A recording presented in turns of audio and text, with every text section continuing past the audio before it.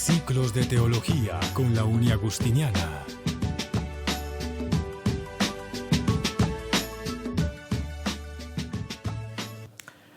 Buenas noches, queridos cristovidentes. Le damos la más cordial bienvenida a estos ciclos de teología, producto de una alianza y de un esfuerzo entre el canal Cristovisión y la Uniagustiniana a través de su programa de teología. Se suponía que teníamos que estar con este segundo encuentro correspondiente al segundo ciclo teológico el día de ayer, pero por dificultades con la movilización y la movilidad en la ciudad, decidimos aplazarlo para presentarlo el día de hoy. La idea es que en ese orden de ideas retomemos el tema que habíamos tratado durante nuestro primer encuentro de este segundo ciclo de teología, que es bioética y aborto. Para quienes se suman a la audiencia por primera vez, a la teleaudiencia, les recordamos que esto es una serie de ciclos, 3 ciclos planeados entre la Uniagustiniana y Cristovisión. El primer ciclo se denominó Teología y Neurociencias. Nos acompañó el profesor Vicente Valenzuela del programa de Teología de la Uniagustiniana y tratamos ese tema como tan de frontera entre teología y ciencia, con un lenguaje para quienes nos acompañaron un poco abstracto, técnico, pero que poco a poco nos llevó al punto de convergencia en el que nos interesamos todos, que es cómo es posible la experiencia cristiana de Dios. Luego viene este segundo ciclo, que es bioética y aborto. Ya tuvimos el primer encuentro de este segundo ciclo y nos acompaña, como durante nuestro primer encuentro, el padre Jaime Iván Sánchez, Agustino Recoleto, también profesor de teología moral en el programa de teología, y con él daremos continuidad a este tema. Nuestro primer acercamiento, nuestra primera aproximación a este tema general de la bioética y el aborto fue delimitado por un intento de contextualización general, de aproximación general a este tema tan complicado, tan polémico como lo es el aborto y su relación con la bioética. Entonces, para quienes no nos pudieron acompañar durante el primer encuentro de este segundo ciclo teológico, yo quisiera pedirle al padre Jaime Iván que por favor nos haga un muy breve resumen de lo que tratamos durante el primer encuentro, en donde intentamos hacer una contextualización general del tema. Básicamente tratamos la definición de bioética en términos generales, la definición de bioética en términos morales, su relación con la moral, con la teología moral y su ubicación dentro de la teología, y después hablamos sobre unos documentos magisteriales que el padre Jaime Iván desde su experticia nos recomendaba, en donde se recogían uno de los principales pronunciamientos recientes del magisterio de la Iglesia. Recordamos que este tema lo tratamos en el marco de la doctrina de la Iglesia Católica, porque estamos intentando traer al canal Cristovisión como aquello que se vive en un programa de teología, pero tratándolo de hacer a través de un lenguaje divulgativo. Es decir, que respete el tema disciplinar de la teología, pero que también sea cercano a ustedes y que podamos conocer un poco de lo que se vive en un programa de teología y con estos temas que es tan importante para poder dar razón de nuestra fe. Entonces, padre, ¿cómo podríamos de pronto hacer un breve resumen para quienes no estuvieron y para quienes estuvieron con nosotros durante nuestro primer encuentro? Muy buenas tardes, muy contento de estar nuevamente participando en este programa. La teología es una ciencia apasionante, una ciencia que combina razón y fe. Clásicamente se había estudiado la teología dentro de un gran marco que es la teología bíblica, la teología magisterial dogmática, y hay un bloque grandísimo muy interesante que aplica lo bíblico y lo magisterial, que es la teología práctica. Dentro de la teología práctica encontramos un tratado muy bonito, muy especial, el tratado de teología moral. La teología moral es la parte de la teología que estudia el comportamiento humano a través de la razón y la fe para poder establecer grados de bondad o maldad. Y una vez que se establecen esos grados de bondad o maldad, la teología moral propone unos principios de comportamiento humano. Por principios podemos entender leyes, mandamientos, códigos deontológicos. Ese es como a niveles grandes la teología. Utiliza la teología moral. La teología moral, para su estudio, se divide en la que más ha sido aceptada, sobre todo aquí en Latinoamérica, es la moral fundamental, la teología moral fundamental, donde se colocan exactamente los fundamentos, definiciones, qué es libertad, qué es mal, qué es bien, historia de la teología moral. Es un tratado muy bonito. Un segundo gran tratado o bloque es el de moral de la persona. En moral de la persona se trabaja la vida. Entonces, dentro de la vida, moral, vida general y bioética. Se trabaja la moral sexual, la moral matrimonial y la moral familiar. Dentro de la persona, vida, sexualidad, matrimonio y familia. Y un tercer gran bloque de la teología moral es la moral social. Se tratan tratados interesantísimos como la moral justicia, doctrina social de la iglesia, medios masivos de comunicación social, moral política, moral económica. Lo que nos tiene reunidos en este momento es la moral de la persona, y dentro de la moral de la persona, la moral vida. La moral vida no en el contexto general, como la hemos venido trabajando desde hace muchísimos ciclos, sino la moral vida vista desde la bioética. ¿Y qué es lo que hace específico la bioética? Nos dice que la cantidad de avances biomédicos y biotecnológicos han transformado al ser humano completamente. Ya no somos los mismos. A partir del siglo XVII, XVIII, que hubo ese boom tecnológico, se transformó la forma de nacer, la forma de conservar la vida, la forma de alimentarnos, la forma de morir. Estos avances biomédicos y biotecnológicos crearon nuevas preguntas a las cuales desde la teología debemos dar respuesta. Entonces la bioética se convierte en esa respuesta que damos a los nuevos problemas inmersos a través de la biomedicina y la biotecnología. Los dilemas en torno al inicio de la vida, en la bioética, pues están precisamente eso, el valor de la vida, embriología, el aborto, manipulaciones genéticas al inicio de la vida, todo lo que tiene que ver con procreación artificial. Todos esos son dilemas bioéticos al inicio de la vida. Nos ocupa uno de los dilemas bioéticos al inicio de la vida, que es el aborto. Sí, padre. En conexión con embriología, que vamos a hablar un poquito. Esa contextualización, ese resumen que acabamos de hacer de lo tratado durante nuestro primer encuentro, nos da lugar a de pronto retomar también otro tema que vimos o que tocamos ese día, y estaba relacionado con la embriología. Y era esto que nombraba usted con palabras así medio extrañas, el estatuto ontológico, el estatuto jurídico y teológico del embrión, que es de alguna manera lo que define lo que confesamos a nivel de doctrina, y lo que la teología se vale para argumentar una serie de posiciones que a nivel eclesial tiene muy bien definidas respecto al embrión humano. ¿Cómo podríamos retomar un poquito este tema del estatuto del embrión? La base de todo el planteamiento teológico sobre el aborto, pues tiene su fundamento en la persona. La teología trata de identificar el valor que tiene el medio ambiente, el valor que tiene el ser humano, el valor que tiene la enfermedad. Para dar valor a un ente, a un individuo, pues se necesita reconocer qué es, ¿cierto? Incluso desde las mismas posiciones religiosas, en ocasiones a individuos no se les ha reconocido su naturaleza, su esencia. Y al no reconocerle su naturaleza y su esencia, todo lo que viene construido después, pues es un atentado contra esa individualidad, esa naturaleza. Colocábamos un ejemplo muy sencillo. A lo largo de la historia, en un tiempo en que no se le reconoció la naturaleza a las personas de color negro. Entonces se les decía que, y eso que llevó a tratarlos como esclavos, a tratarlos que no tenían alma, a tratarlos de una categoría. A la mujer también no se le reconoció su naturaleza por una cantidad de pensamientos, incluso religiosos, jurídicos, culturales, y si no se le reconoce su naturaleza, así se le va a tratar, y se le va a tratar con injusticia.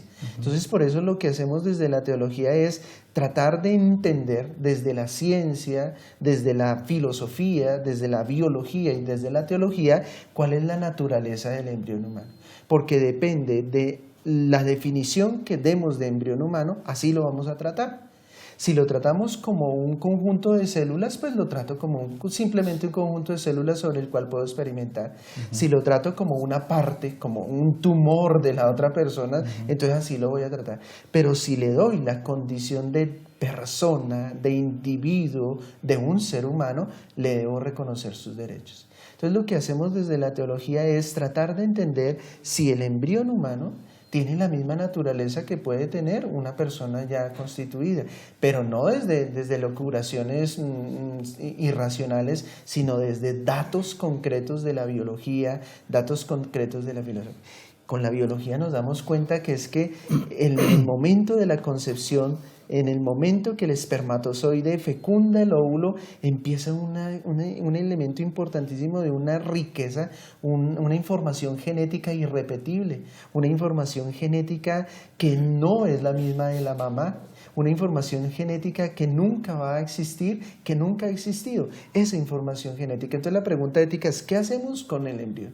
¿Qué es el embrión? Embrión para nuestros cristovidentes es desde el momento en el que el espermatozoide fecunda el óvulo. Desde ahí vamos a llamar el embrión. Después, ¿hasta cuándo? Hasta que ya... ¿Nacimiento? No, el embrión viene ya, se anida y empieza todo un proceso lo llamamos feto. Lo que pasa es que es la persona humana, ¿cierto? Lo llamamos niño, lo llamamos infante, lo llamamos adolescente, lo llamamos joven, lo llamamos adulto, lo llamamos anciano. Entonces, a ese proceso es la persona humana en distintas etapas de su vida. En las etapas de sus inicios se llama embrión. Y también va a recibir una serie de nombres biológicos, mórula, blastocisto, feto, ¿cierto? Eso se le llama gametogénesis, una cantidad de nombres ahí, ¿sí? Exacto, pero a las etapas, entonces se les va dando distintos nombres para diferenciar en qué etapa va ese ser humano. Pero la cuestión es, no puedo negar que en la primera etapa no era ser humano, porque entonces ¿cuándo empieza a ser humano? ¿Cuándo empieza a ser persona? ¿En la segunda etapa? ¿En la tercera etapa? ¿Cuándo se es persona? Entonces la teología lo que hace desde el magisterio es reconocer a la persona humana desde la primera etapa. ¿Y cuándo empieza la primera etapa? La fecundación del espermatozoide que fecunda el óvulo y que ahí ya está todo contenido, toda la información genética. Para nosotros teológicamente ahí ya está el ser humano en toda su dimensión de dignidad, de imagen de Dios. Que ahí algunos cristovidentes nos preguntaban en el encuentro anterior, no alcanzamos a sacar al aire las preguntas, el tema de la persona. ¿Qué es persona? ¿Qué comprendemos por persona? Sabiendo que persona, de alguna manera, bajo la comprensión que la tenemos hoy, es un concepto relativamente reciente, ¿no? ¿Cómo podríamos guiarlos para que desde nuestra fe y desde el magisterio podamos dar razón de por qué es persona en las diferentes etapas que usted ha mencionado, porque podemos decir que se es persona desde esa primera etapa, el embrión? Claro, hay muchísimas consideraciones en torno al término persona. El término persona es equívoco, ¿cierto? Bueno, tiene muchísimas acepciones, desde la francesa que ya dice parson, que es la forma como me relaciono. Desde ese punto de vista, entonces algunos dirán, mire, ese óvulo fecundado o esa mórula, que son un poquito de células, no se relaciona, no siente, no piensa. Luego, la persona es solamente aquella que habla, aquella que se comunica, aquella que se relaciona. Pero entonces ese óvulo fecundado ya tiene una relación, ya es un individuo completamente. Y desde el punto de vista teológico, para nosotros la persona se le da ese carácter de persona para una distinción de un individuo muy Singular. especial, no superior, ¿cierto? Pero muy especial, donde habita Dios. Habita Dios. Entonces, la persona humana, ¿cierto? La dignidad de la persona humana viene concebida desde sus primeras fases, ¿cierto? Desde la teología es lo que nos vincula como imagen de Dios, como templo del Espíritu Santo, ¿cierto? Okay. Pero está más marcado en el momento de la relación, ¿cierto? La persona es la forma como me relaciono con el mundo, como me relaciono con los otros, mi personalidad, ¿cierto? Entonces es más marcado en eso. La pregunta es, ¿ese embrión se está relacionando? Aunque no hable, aunque de pronto no sienta, hasta que después del 18º día aparezca la estría primitiva, que es toda la médula, todo el sistema nervioso, ¿cierto? No siente, no puede sentir, pero ahí tiene una relación y establece una relación de individuo con otro individuo. Bueno, en este momento vamos a hacer un corte, ya regresamos para continuar con el padre Jaime Iván Sánchez en este nuevo encuentro del segundo ciclo Bioética y Aborto. Ya regresamos.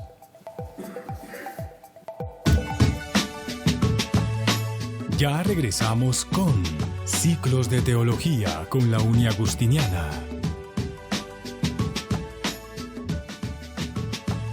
Continuamos con Ciclos de Teología con la Uniagustiniana.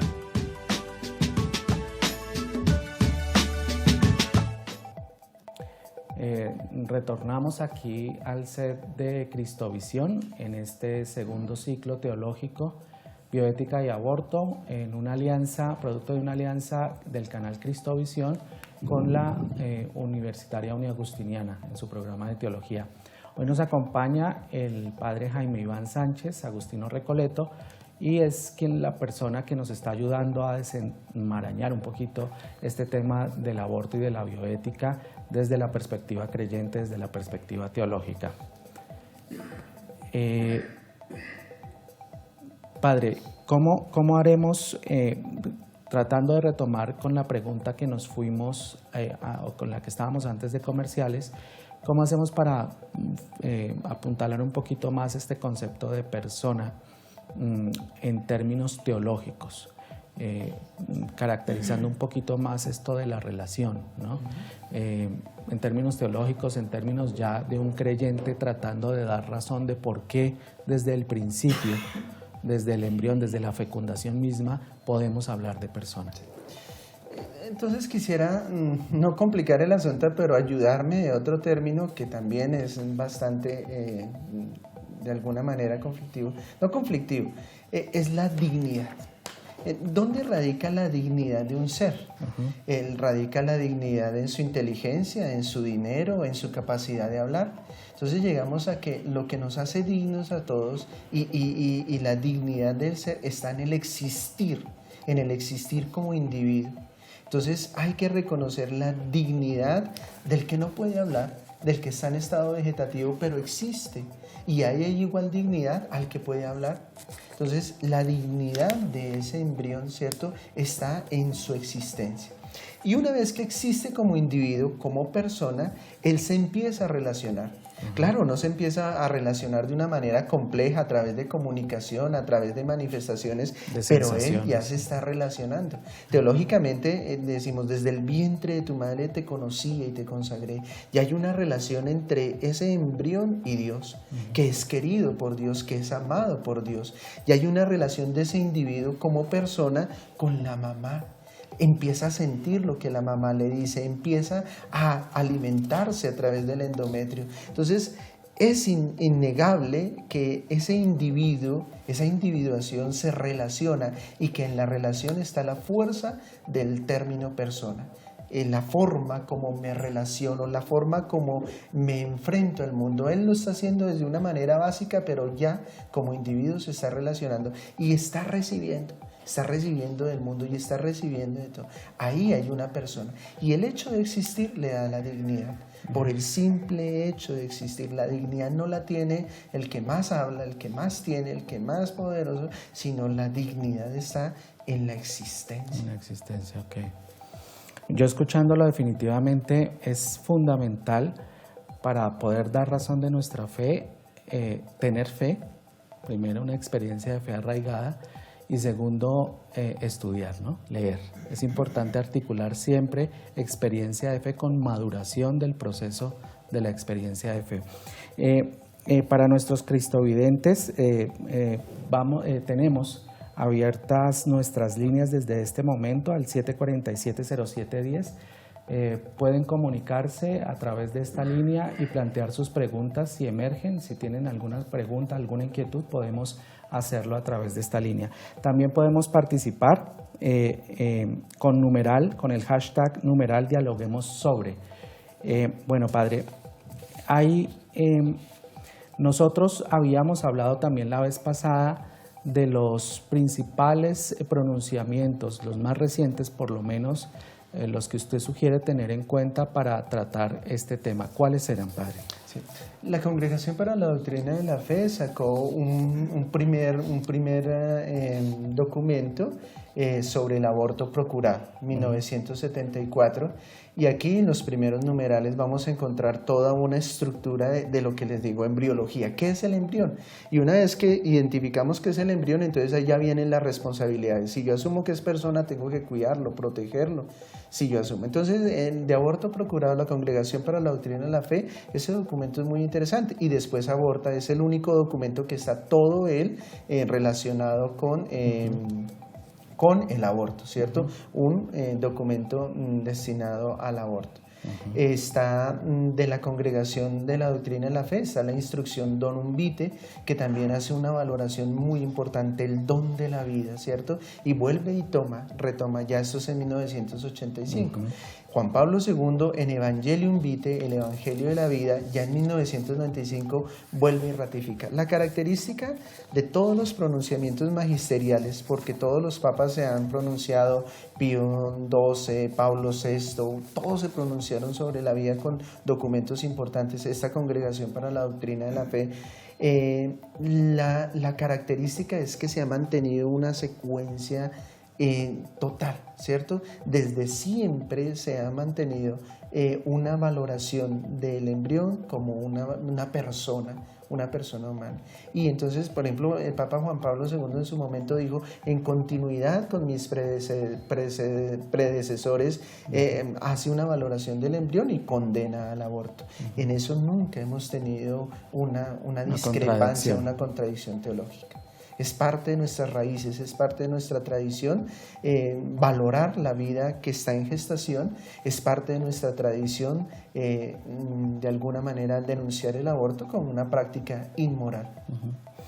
Precisamente para allá íbamos, Padre. Habíamos dicho en nuestro encuentro anterior que, bueno, primero habíamos dicho que no es fácil hablar de este tema, ¿no? Porque levanta mucha polémica.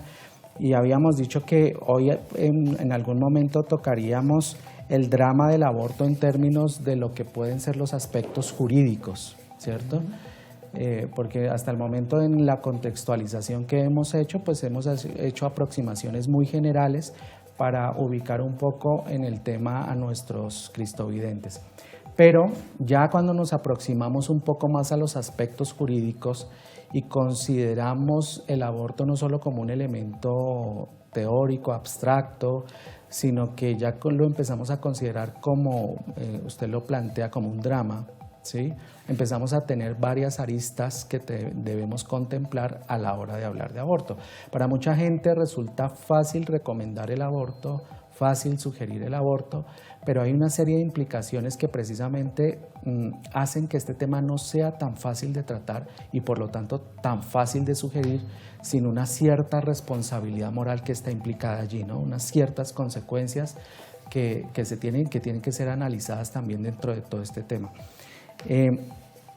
Antes del encuentro hablábamos de lo importante que es intentar abordar en estos temas el asunto de la responsabilidad, ¿no? Su merced decía ahorita, Padre, que la Iglesia condena el aborto como una práctica inmoral. Voy a leer el numeral 58 de la Evangelium Vitae, dice así, abro comillas, el aborto procurado es el asesinato deliberado y directo como quiera que se le realice de un ser humano en la fase inicial de su existencia, comprendida entre la concepción y el nacimiento. ¿Sí? Ahí hay una condena fuerte, ¿no? Tajante, clara. ¿Por qué retomo esto? Hace poco, el 24 de octubre de este año, el Ministerio de Salud de nuestro país presentó un borrador en el que planteaba la regulación única del aborto a partir de la sentencia del 2016 de la Corte Constitucional, donde planteaba que el aborto se podía considerar legal en 3 casos muy específicos. El primero de ellos, cuando el embarazo es producto de un acceso carnal violento o no consentido. El segundo, si se diagnostican malformaciones en el feto incompatibles con su propia vida. Y la tercera causa en la que se puede considerar legal el aborto, según la Corte Constitucional, es si hay riesgo inminente para la vida y la salud física de la madre, ¿cierto? Esa sentencia estaba sin regulación. Y entonces el Ministerio de Salud se veía en la obligación de presentar una regulación única para esta interrupción voluntaria del embarazo. Eso generó polémica, siempre desde la misma sentencia hubo polémica, con este intento de regulación o este borrador de regulación ha habido polémica y volvemos al tema de la responsabilidad.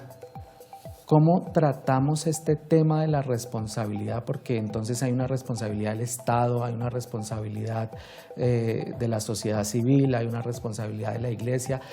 Aquí hay una serie de actores o sujetos que tienen un grado de responsabilidad frente al tratamiento que se le da a este tema. ¿Cómo tratamos ese asunto tan delicado? Sí. Todo este tema legal que hoy nos compete, la legislación sobre el aborto, pues nos remite a uno de los elementos profundos de la teología, que es todo el tema de la ley divina. Para nosotros en teología estudiamos la ley divina y en qué consiste la ley divina, asociado en filosofía y también la teología, la ley natural y la ley civil, ¿cierto? Pero en última instancia, cuando uno racionalmente se pregunta ¿para qué está hecha la ley?, ¿cierto? La ley busca el bien común y la ley busca que no se produzcan injusticias entre seres, ¿cierto? Entonces la ley trata de que haya justicia para todos. Entonces, y fuera de eso, en ley divina, en la que aprendimos desde la Sagrada Escritura, en la ley de nuestro Señor Jesucristo, la ley de Cristo, se privilegia el cuidado de los más débiles, el cuidado del enfermo, el cuidado del pobre. Es una ley del amor que nos impone, ¿cierto? La ley. Entonces, la ley busca la protección de todos los seres humanos, y que no hayan leyes que vayan injustamente, que privilegien unas personas sobre otras personas, que den de alguna manera den prebendas a sociedades sobre otras personas. Quien tiene a su cargo la ley, pronunciar la ley, busca establecer una igualdad, un equilibrio entre todos. Entonces las leyes en torno al aborto vienen desde ese punto de vista, ¿cierto? Si decimos que ese embrión, que ese feto es una persona humana, deben existir leyes que protejan ese embrión. Debemos existir desde la racionalidad, una elucubración racional que nos permita identificar la dignidad de ese embrión y protegerla, ¿cierto? Entonces, cuando la ley no protege a ese embrión o cuando la ley privilegia otras personas sobre esta persona, pues es una ley que a luces pues debe ser de alguna manera por lo menos cuestionada teológicamente, porque estamos haciendo que personas que están en estado de gestación, que están en su fase inicial, no gocen de una protección del Estado. Entonces, cuando el Estado no ayuda a proteger a ese individuo, a esa persona, sino que provoca leyes que vayan en contra, a favor de otras personas, entonces esa relación de personas es importante. Entonces, lo que estamos diciendo es, si acepto que el embrión, que el feto es una persona humana, entonces voy a dar el siguiente paso. ¿Qué responsabilidad legal tengo frente a ese embrión? ¿Qué derechos le doy a ese embrión? Si se mata un embrión, ¿qué pasaría? Entonces lo que estamos viviendo en el momento es que si se mata ese embrión, en este momento esas 3 causales, ahorita andamos un poquito, pues no hay ninguna situación grave, ¿cierto? Y ahora en la reglamentación lo que se está buscando es que podamos como sociedad eliminar a esa persona y ya, como si nada, ¿cierto? Y traemos en causa muchos dramas. Nunca la Iglesia ha ido en contra de la persona y en este caso de la mujer. Al contrario, siempre ha protegido a la mujer, pero también tiene que proteger a la mujer que viene en estado de gestación. ¿Quién va a proteger a esa mujer que viene en estado embrional? Entonces también en la teología, en la Iglesia, lo que busca es la protección de ese individuo. Cuando las leyes van contrarias a esa protección o establecen diferencias entre personas, ahí entramos en algo teológico muy fuerte, ¿cierto? Y contrario a nuestras creencias cristianas, donde se debe proteger al más débil. Y en este caso, ¿quién es el más débil? El embrión. No tiene voz, no tiene cómo defenderse. Entonces, la teología y la ley cristiana protege al embrión. Hay que hacer una claridad, no me voy a meter en algunos intrínculos pues, legales, sino que simplemente quiero hacer un primer planteamiento. La distinción, porque en ese error caen muchas personas, muchos periodistas, muchas personas que abordan el tema del aborto en Colombia, debemos primero hacer una distinción entre lo que es legal y lo que es despenalizado. Entonces, en Colombia no es legal el aborto. En Colombia está despenalizado el aborto. Esa es la palabra. Entonces, ¿qué es lo que pasa? ¿Qué es lo que pasa con el término despenalización? Permítame un momento, padre. Vamos a ir a un corte de comerciales y volvemos con el tema de la despenalización para que lo pueda aclarar con tiempo y con tranquilidad. Ya regresamos con este segundo ciclo teológico en su segundo encuentro, bioética y aborto en la Alianza Uniagustiniana Canal Cristovisión.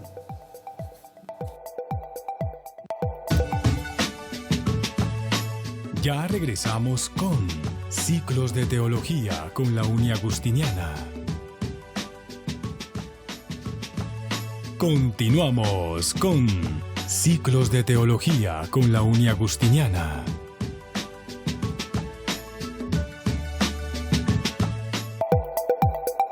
Ven, estudia en Uniagustiniana, pregrados, posgrados o programas virtuales. Uniagustiniana es creer en ti. Estamos de regreso aquí en el set del canal Cristovisión con el padre Jaime Iván Sánchez, Agustino Recoleto, que nos está ayudando y dándonos pistas para acercarnos un poco más a la comprensión adecuada en términos eclesiales de lo que es las relaciones entre bioética y aborto. Recordemos que esto es un esfuerzo, una alianza entre el canal Cristovisión y la Universitaria Uniagustiniana a través de su programa de teología por tratar de traer la teología a nuestros cristovidentes. Bueno, padre, finalizamos, lo corté abruptamente hace un momento cuando usted hacía una corrección muy importante respecto a los términos que utilizamos sobre el aborto y la legalización o despenalización aquí en Colombia. Entonces, por favor, retomemos el tema. Hemos dicho que la teología moral o que la ética, ¿cierto? Busca establecer grados de bondad o maldad, ¿cierto? Entonces se analiza una acción humana, una conducta humana y desde la racionalidad, desde la teología, desde una cantidad, llegamos a acuerdos de que algo está mal o algo está bien. El aborto en sí mismo, desde tiempos antiguos, se ha reconocido como maldad, desde el juramento de Hipócrates, la Didaje, incluso el aborto espontáneo uno lo reconoce como algo malo, perdí mi niño, ¿cierto? Entonces el aborto es reconocido en su grado objetivo de maldad, es matar, ¿cierto? Es matar, es eliminar, es una pérdida, muy bien lo he dicho. Entonces ese grado de maldad ¿qué es lo que han hecho algunas sociedades y sobre todo las contemporáneas? Siguen reconociendo que es malo, el aborto es malo, objetivamente es malo, pero hay 3 condiciones, ¿cierto? 3 causales en las que sigo reconociendo que es malo, pero no voy a penalizar a la mujer, no voy a penalizar al médico, no lo voy a penalizar, pero sigue siendo malo.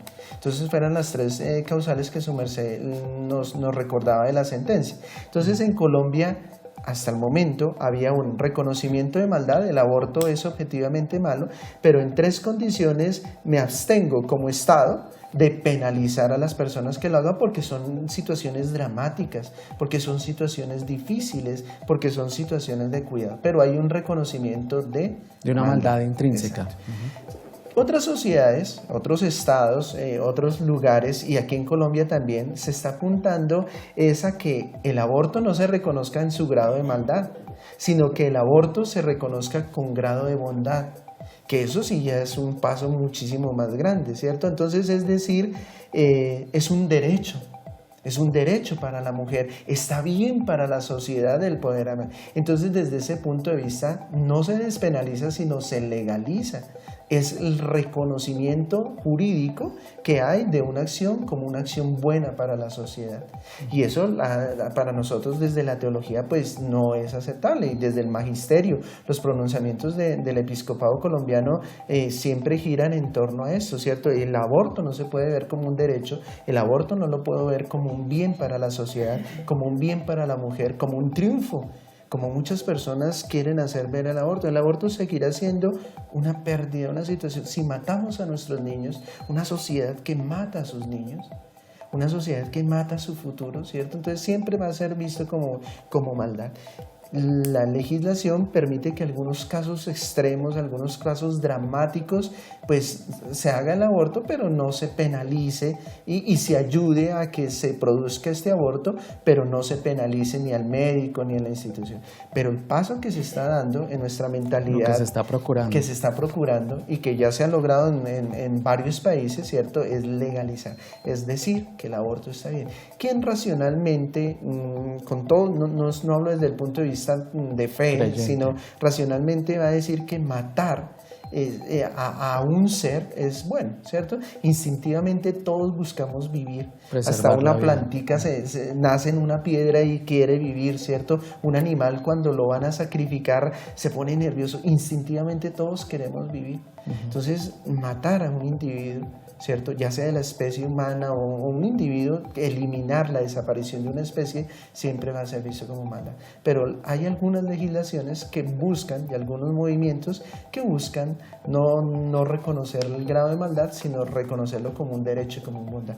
Despenalización, reconocimiento de maldad y en algunos casos le quito la pena. Legalización es decir que está bien, que es un bien para la humanidad. Según la ley. Según la ley. Yo creo que su merced hacía referencia ahorita al tema, a nuestra conferencia episcopal, la Conferencia Episcopal de Colombia, que en algunos momentos, y no hace mucho después de esta polémica que se generó por el borrador que presentó, el documento borrador que presentó el Ministerio de Salud, yo no sé si estoy equivocado, padre, usted me corregirá. Yo siento que los esfuerzos de la Conferencia Episcopal de Colombia siempre han sido en este sentido, ¿no? Tratar de plantear de una forma pedagógica, de una forma procesual, todos estos asuntos que a veces para nosotros los que no somos expertos en el tema resultan escondidos y hay un lenguaje que se está normalizando que no hace este tipo de diferenciaciones y es donde la Conferencia Episcopal ha intentado a través de varios pronunciamientos tratar de aclararnos estos asuntos, ¿no? El por qué el aborto es un acto intrínsecamente malo, porque hay una responsabilidad civil que es importante tener en cuenta, una responsabilidad eclesial. La Conferencia Episcopal y los ministros no pueden guardar silencio porque hay una responsabilidad en torno a la preservación de la vida, una serie de cosas. ¿Por qué no nos explica un poco, padre, esta orientación de la Conferencia Episcopal que usted mencionaba hace poco? Sí. Una de las grandezas que tenemos en nuestro mundo cristiano católico es la unidad de pensamiento. En teología hay tres grandes bloques, ¿cierto? El primero, un gran bloque que es el de las reflexiones teológicas. Y allí teólogos pueden exponer sus líneas. Y ahí encontramos escuelas, y ahí encontramos disentimientos. Es el gran mundo de la reflexión teológica. Y allí es donde debemos formar a nuestras personas a que sean críticas, a que debatan, y a que argumenten. Pero esas reflexiones teológicas tienen que tomar un cauce. Y ese cauce lo da el magisterio, ¿cierto? Y entonces aparecen las encíclicas, aparecen los documentos magisteriales que retoman todas esas reflexiones teológicas, pero que las orientan, porque si no, quedamos en un mare magnum de opiniones que si no tienen esa orientación magisterial, pues nos harían perder a los creyentes, ¿cierto? Y después aparece el campo de la catequesis.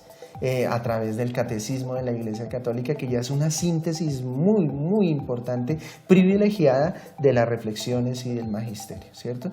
Pero hay una unidad en el mundo cristiano católico sobre líneas como la vida, líneas como la salvación, líneas como la resurrección, lo esencial. Ha habido una línea importantísima desde el campo de las reflexiones, en el campo magisterial y lo que le enseñamos. Entonces la Conferencia Episcopal colombiana no hace y no puede hacer otra cosa sino aunarse a todo este sentir cristiano católico. Lo que decimos aquí se repite en África, se repite en Norteamérica.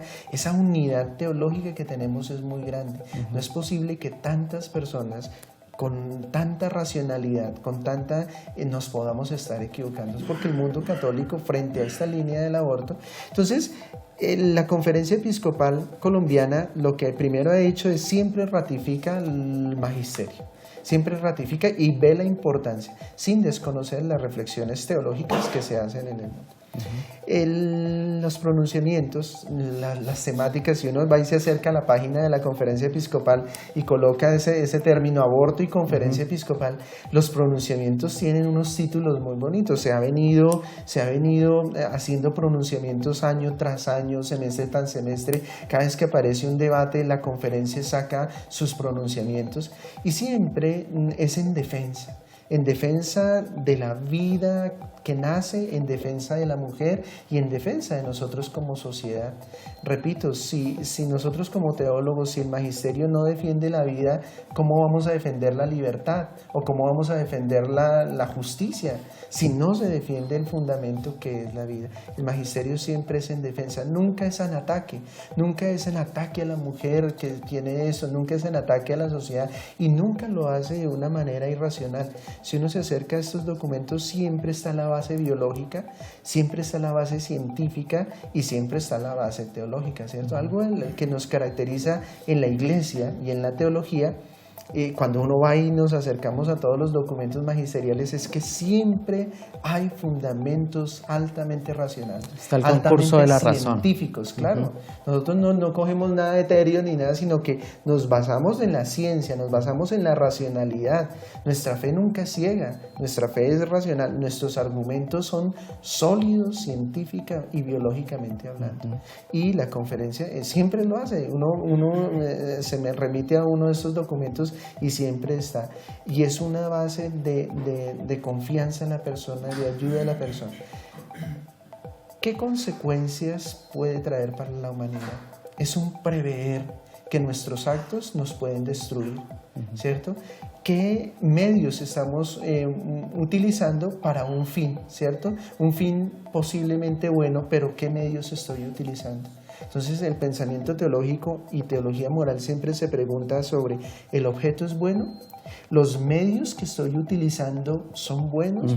Las circunstancias van valoradas pastoralmente y esas circunstancias se quiere a la persona, porque una persona que aborta no es fácil, una mujer que toma esa decisión es un drama terrible y la Iglesia siempre lo acoge, tan siempre lo acoge que ha ido cambiando, ¿cierto? Antes era un pecado reservado pues al obispo, después a ciertas comunidades religiosas y ahora todo sacerdote puede absolver del pecado del aborto, porque la intención nunca es juzgar, nunca es condenar, nunca es acabar, sino la intención siempre es proteger, ayudar, rehabilitar, dar la mano, y que las personas de buen corazón tomen conciencia que hay caminos, que si de pronto viene un niño que no era querido, un niño en circunstancias difíciles, el primer camino no puede ser el matar, sino que hay otros caminos, y la Conferencia Episcopal y en general la teología nos habla de esos caminos, nos habla de caminos de amor y caminos de vida y caminos que la persona debe asumir en su corazón y en su fe. Entonces me apasionan los pronunciamientos porque son científicos, y siempre uno va a las referencias, es una referencia filosófica fuerte, es una referencia biológica fuerte y es una referencia teológica, bíblica fuerte, ¿cierto? Y eso es muy importante. Nosotros precisamente este tratamiento que usted hace de los pronunciamientos de la Conferencia Episcopal, mientras lo escuchaba pensaba en que este esfuerzo de traer la teología a un canal como este, y a que los cristovidentes de alguna manera tengan acceso a cierto tipo de discusión que a veces solo se toca en las facultades de teología, en los programas de teología, pero que pasa desapercibida en la pastoral. Muchas veces no llega a la pastoral este tipo de cosas, quizá porque no hay el tiempo para dedicarse, porque las personas prefieren otro tipo de lenguaje de pronto un poco más divulgativo, pero esto de alguna manera, este esfuerzo entre Cristovisión y la Uniagustiniana, lo que pretende es manifestarle al cristovidente que si tiene fe vale la pena pensarla, razonarla, justificarla, y que no sea, como usted decía ahorita, una fe ciega, ¿no? Una fe que simplemente lo creo y cierro los ojos, y cualquier cosa que me digan en contra es un asunto que yo rechazo inmediatamente, porque estaríamos muy cerca de los fundamentalismos religiosos, ¿no? Que eso engendra mucha violencia, ¿no?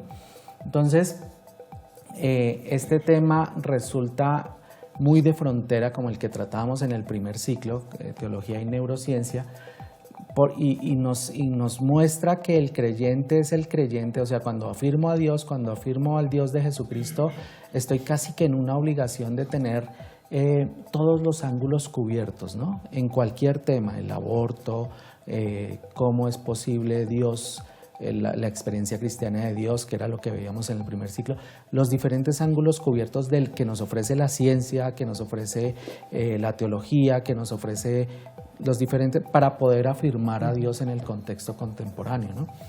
Entonces, son nuestros cristovidentes los que han seguido los dos ciclos, y la vez pasada me lo escribían, veían la diferencia entre nuestro primer expositor, el profesor Vicente, y nuestro segundo expositor, el padre Jaime Iván, y también esas diferencias vienen marcadas, además del estilo personal, es por los temas, ¿no? Pero si en algo están en común los dos temas, es que es una fe que busca ser razonada y argumentada, y que cualquier afirmación que hace lo pretende argumentar. ¿Qué podemos decir, padre, frente en esta tónica que estamos tratando sobre el tema de la objeción de conciencia? ¿Sí? ¿Cómo podemos darle pistas a nuestros cristovidentes para comprender un poquito el tema? Sí, es una maravilla. En teología moral, fundamental, estudiar la conciencia, es un tratado que implica muchísima lectura, implica muchísimo análisis. ¿Qué es la conciencia, cierto? Fuera del texto bíblico, que es la voz de Dios, pero en última instancia, ¿cómo opera con la conciencia? ¿Cómo puedo formar en conciencia? Hay un principio práctico, moral, que es actuar siempre según la conciencia, ¿cierto? Uno debe actuar siempre según su conciencia, pero claro, debe ser una conciencia informada, una conciencia... Bueno, listo. Entonces, si yo debo actuar según mi conciencia, ¿cierto? Y mi conciencia me dice, porque tengo una fe, porque recibí unos principios de mi familia, porque culturalmente lo he adquirido, porque racionalmente lo he entendido. Si mi conciencia me dice que yo no puedo abortar, yo debo actuar según la conciencia, ¿cierto? Según esa conciencia. Entonces, si un médico llega y dice, yo no practico el aborto, entonces la ley debería proteger esa objeción de conciencia y decirle, bueno, señor médico, su merced por su conciencia no puede abortar, entonces le permito que no aborte, ¿cierto? ¿Qué es lo que pasa en algunas legislaciones? Que es terrible, ¿cierto? se está tratando de quitar y de limitar esa objeción de conciencia. ¿Cómo lo están haciendo? Primero, con la objeción de conciencia institucional. Si yo tengo un hospital de corte confesional, como podría ser La Sabana, la Clínica La Sabana o el Hospital San Ignacio, que es de religiosos, es de jesuitas, es del Opus Dei, hospital de corte religioso, las religiosas tienen muchos en las clínicas. Y dicen, mire, yo no puedo en mi hospital practicar abortos, porque eso va contrario a mis principios. Entonces hay estados que llegan y dicen, ya sé lo que apunta, pero si usted no practica aborto, pues le cierro el establecimiento, porque el establecimiento, la autorización la doy yo. Entonces usted no me puede hacer objeción de conciencia institucional a nivel colectivo, que en Europa sí se puede hacer, y en otras legislaciones sí. Si yo tengo un hospital de corte confesional, pues aquí no se practican abortos, ¿cierto?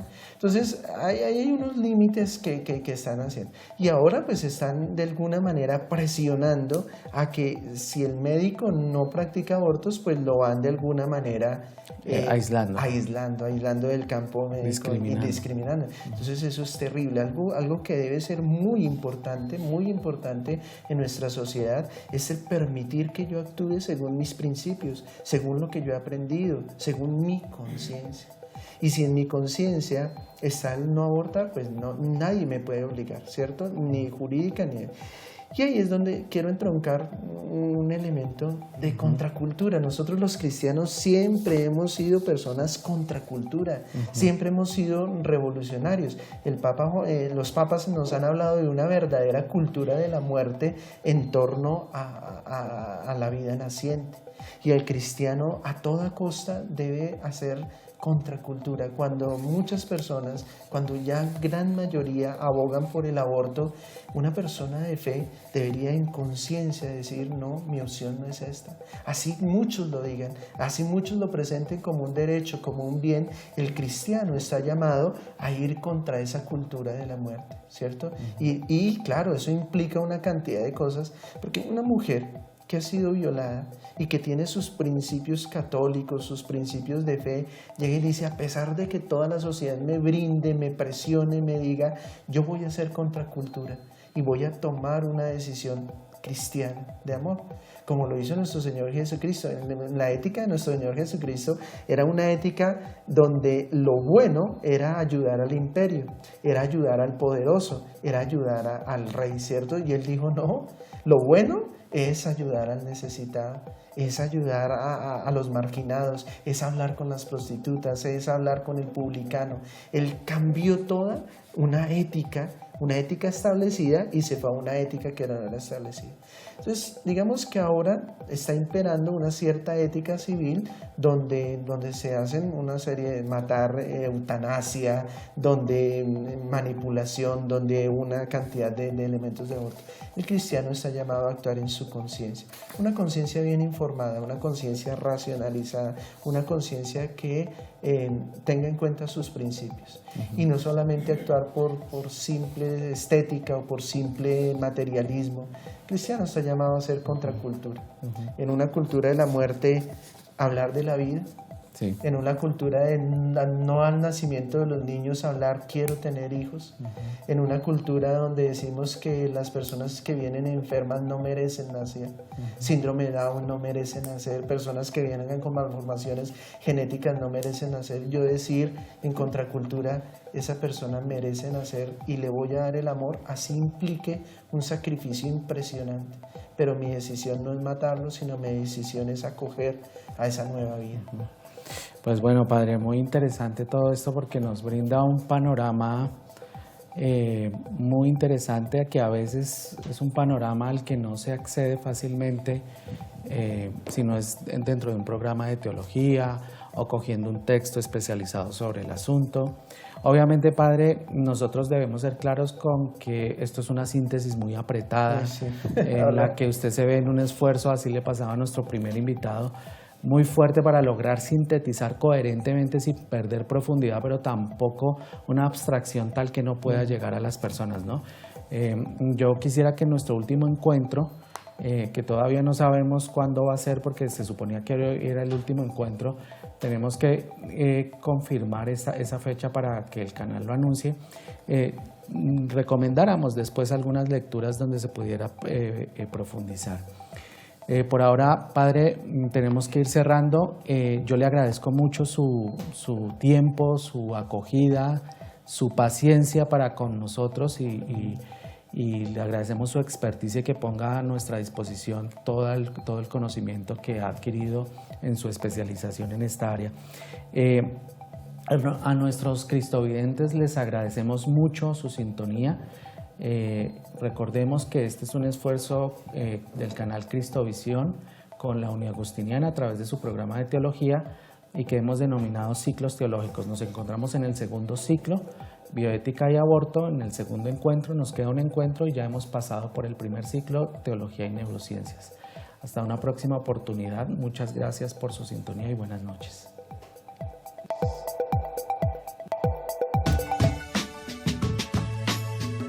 Ciclos de teología con la Uniagustiniana.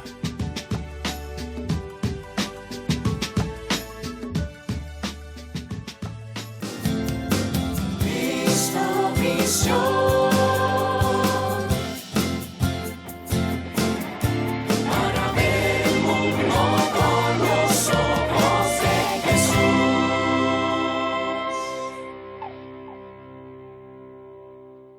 Familia, desde este viernes 29 de noviembre, no te pierdas el inicio de la novena a la Inmaculada Concepción de la Bienaventurada Virgen María.